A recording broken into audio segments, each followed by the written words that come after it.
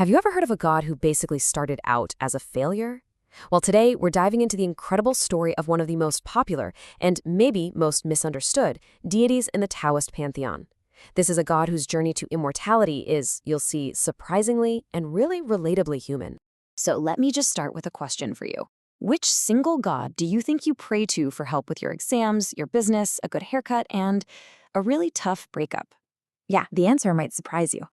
We are talking about Lu Dongbin. He's a top-tier immortal, a true divine multitasker who's also at the center of some pretty fascinating celestial gossip. But what makes him so special is his origin story. It's honestly one of the most relatable you'll ever hear. Okay, first things first, let's just take a look at his divine resume, because it is seriously impressive. This is a god whose responsibilities stretch across pretty much every part of human life. I mean, his range is just incredible. He's not only a major Taoist figure, he's the go-to deity for students cramming for exams, miners heading into the earth, barbers with scissors in hand, and even doctors. This totally down-to-earth appeal has kept him popular for over 1,000 years. So how in the world did he land all these jobs? Well, believe it or not, it all started with failure. Let's dive into his origin story, which is not some tale of a divine birth, but a very human story of ambition, frustration, and what you could definitely call a major midlife crisis. So, he was born into a family of government officials. We're talking ancient Chinese nobility, basically. And he was brilliant, a classic child prodigy who could write poetry when he was just 5. Everyone expected him to follow in his family's footsteps and achieve greatness. There was just one tiny problem. He failed the Imperial Civil Service exam twice. Now, this was the most important test of his time, the absolute key to a successful career, and even with all his genius, he just couldn't pass it. For a prodigy from a family like his, this was a completely crushing blow. So picture this. He's 64 years old, his dreams of a big government career are totally in tatters, and he's just drowning his sorrows in a tavern. And it's there that he meets this mysterious, charismatic figure, the immortal Zhang Liquan. As the immortal started cooking some yellow millet rice, Lu Dongbin, just weary from wine and from life, drifted off to sleep. And in that nap, he lived an entire lifetime. He dreamt he finally passed the exam and rose all the way to become prime minister. He married into a wealthy family, he had successful kids, and for 50 years, he just basked in the glory and the power and the respect he had always craved. It was the absolute pinnacle of worldly success. But then, just as quickly as it all came, it vanished. He was framed by his political rivals, his fortune was seized, his family was torn apart. His dream ended with him totally alone, broke, freezing to death in a blizzard. He jolts awake, his heart is pounding, only to see the immortal smiling at him from across the table. And get this, the yellow millet rice wasn't even fully cooked yet. Zhang Liquan just asks him, how was that 50 years of glory? In that single moment, Lu Dongbin got it. He was enlightened. He understood that all worldly success is just as fleeting and unreal as a dream. But, enlightenment was just the first step. To truly become an immortal, he had to prove he was worthy. So, his new master put him through a series of 10 really intense trials, all designed to test his newfound wisdom and his resolve. And these trials were no joke. He faced the sudden death of his entire family, complete financial ruin, seduction, false accusations, you name it. And through it all, he stayed calm, detached, and humble. Each test was designed to strip away his attachments to the mortal world, forging the virtues and immortal needs.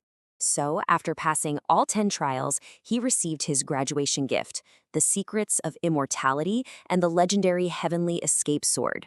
Now, this wasn't just a weapon. It was a tool to cut through ignorance, illusion, and all kinds of negativity. And this sword would become absolutely central to his divine career. So now that we know his backstory, that divine portfolio of his starts to make a whole lot more sense, right? Let's see exactly how this failed scholar became heaven's go-to problem solver. His role as god of literature? That's a no-brainer. He was a brilliant scholar, so he gets the pressure of exams. His connection to mining comes from his famous pure metal sword. And the barber story is fantastic. He supposedly posed as a barber to magically heal the Ming Emperor's head sores, saving the lives of all the other barbers who had failed. So, the key takeaway here is his divine jobs are rooted in his earthly experiences and his compassionate actions. All right, now for the fun part. A god this popular is bound to attract some rumors, you know?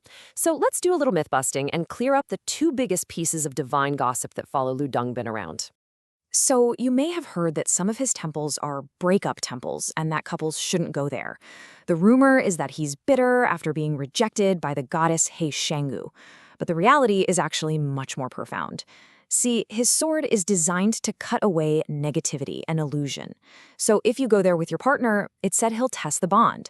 If it's an unhealthy attachment, he'll help sever it. But if it's true love, he'll protect it.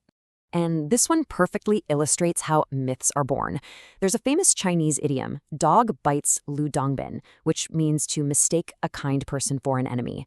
But the saying didn't come from a literal dog bite. No way. It came from a misunderstanding of his friend's name, Go Yao, which sounds almost exactly like dog bites in Mandarin. Go Yao was playing a prank on him to test their friendship, and the name just stuck in the wrong way for centuries. So, if you're feeling inspired to pay your respects to this fascinating deity, how do you do it right? Don't worry, here's a quick and easy guide. He's known for being pretty easygoing, but he does have his favorites. As the wine immortal, he definitely appreciates a good bottle of wine. If you're a student, bring your pens and notebooks. And of course, you can't go wrong with auspicious fruits like apples for peace and oranges for good luck. But there is one specific offering to avoid: dragon fruit. Now, folklore gives us a couple of reasons for this.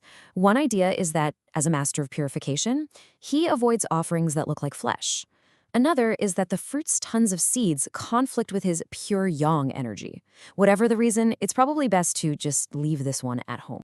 When you pray to him, the most important thing is just honesty. Lu Dongbin really dislikes falsehood. And instead of just asking for a lucky break, try asking for the wisdom to solve your problems. That's a request a scholar god truly appreciates. And of course, if he helps you out, remember to go back and show your gratitude. So, what can we take away from all this? The story of Lu Dongbin is this powerful reminder that our greatest wisdom often comes not from our successes, but from our failures. He became a beloved god not despite his struggles, but because of them, which kind of leaves us with a final thought. If a deity who truly understands failure, frustration, and starting over could give you one piece of advice for your own life, what do you think that would be?